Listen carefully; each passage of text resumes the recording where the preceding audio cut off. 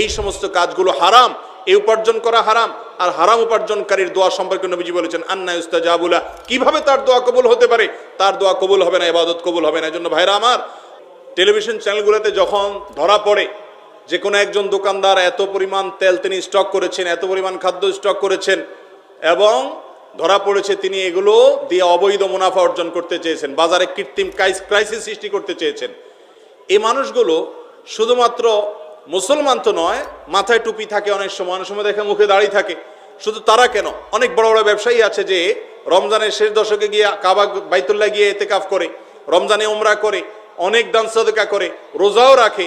রোজা রেখে সে 2 নম্বরই করে, আছে না নাই?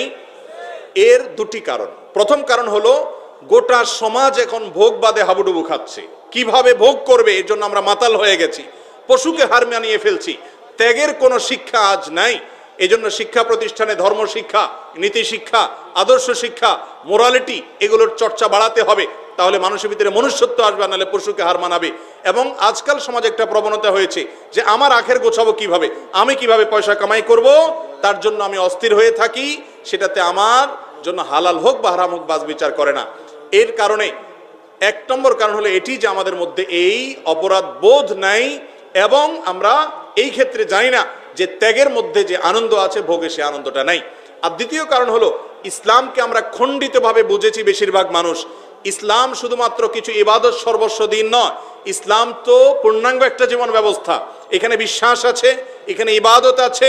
আপনার ব্যক্তিগত জীবন যাপনে কোনো ব্যক্তির হক অধিকার যদি আপনি নষ্ট করেন, আপনি আর যাই হোক খাঁটি মুসলমান হওয়ার কোনো রাস্তা খোলা থাকতে পারে না। আপনি 5 ওয়াক্ত নামাজ পড়েন, আপনি যাকাতও হয়তো দেন, আপনি হজ করেন, ওমরা করেন, রোজা রাখেন, কোরআন তেলাওয়াত করেন, অথচ আপনি মানুষকে ঠকান, আপনি দোকানদারি করে ভেজাল মিশান, আপনি অবৈধভাবে গুদামজাত করে বাজারে ক্রাইসিস সৃষ্টি করে অধিক মুনাফা অর্জন করেন।